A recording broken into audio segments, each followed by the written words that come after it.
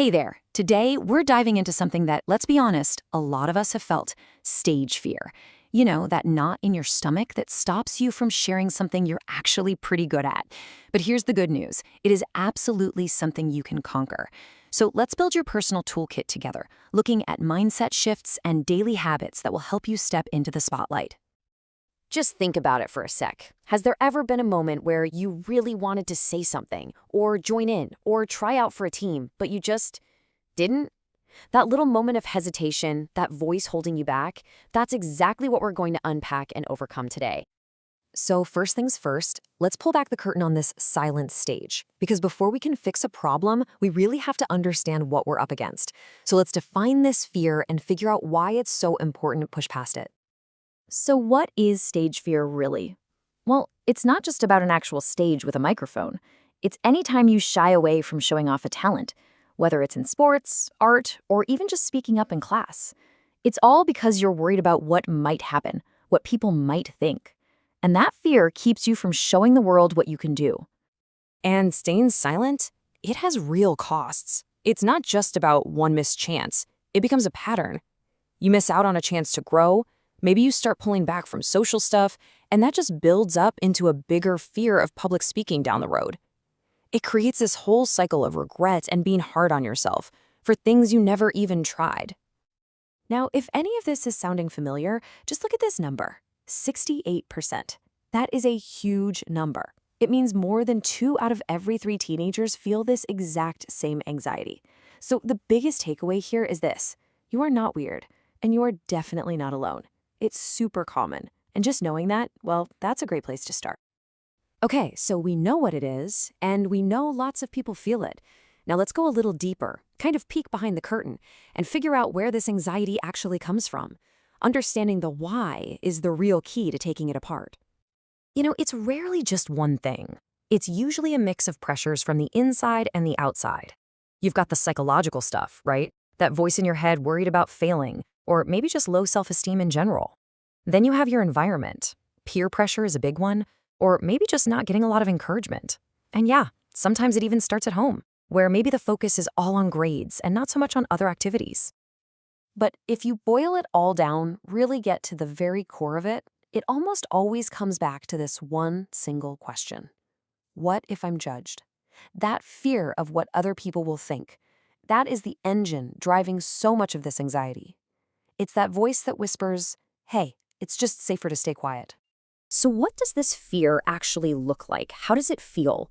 In this next part, we're going to learn how to spot the signs, both the stuff you feel on the inside and what people might see on the outside. It's helpful for recognizing it in yourself and, hey, maybe even for helping out a friend. I think this is so interesting because it shows the two sides of the same story. From your perspective, you might feel your heart pounding, you might be sweating, and later you feel that awful pang of regret. But from a teacher's point of view, they might just see someone who looks a little nervous, makes excuses, or never volunteers. This shows how those intense internal feelings can look pretty different on the outside. Okay, enough about the problem. Let's get to the good stuff, the solutions. We're totally shifting gears now to focus on what you can actually do about it. So welcome to your confidence toolkit. It's packed with real, practical things you can start trying today. We've broken it all down into 3 main pillars, which makes it feel way less overwhelming. First, we're going to work on empowering your mind. Second, we'll focus on building your skills. And third, we'll talk about how to find the right support to keep you going. Simple, right? This first one is all about that voice in your head. Just look at the difference here. A fear mindset asks, what if I fail? But a growth mindset flips that to, what if I get a little better? Instead of thinking, everyone else is so much better, you ask, what can I learn here? It's a small switch in your thinking, but wow, it is so powerful. Next up, skills. And look, these aren't giant, scary things. We're talking small, daily habits. Seriously, things like standing a little taller, reading a book out loud for just 5 minutes, or practicing in a mirror. These are tiny actions that when you do them over and over, build a really solid foundation of confidence. You're literally training your brain and body to feel more comfortable.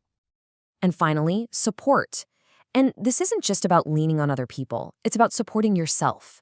A simple tool like this confidence tracker can be a total game changer. When you write down your small wins, like speaking up in class, and you see that confidence score go up, you're creating actual proof that you're making progress. It's all about building momentum, one little victory at a time. So we've covered a ton of ground. We've defined the fear, we've looked at the causes, and we've built a whole toolkit of solutions. Now, let's bring it all home and focus on the only thing that really matters, taking that very first step. I really love this quote. It just nails the whole idea. The goal isn't to get rid of fear completely. I mean, fear's a normal human thing. The goal is to build up your confidence, brick by brick, until it's just louder than the fear. That's the tipping point. That's when you start to participate.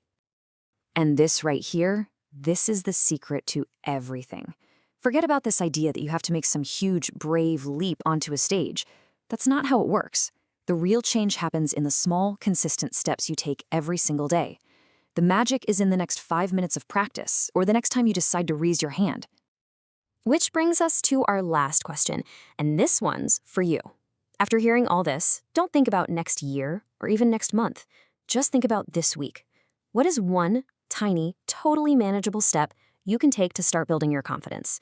Because that one little step, that's how it all begins.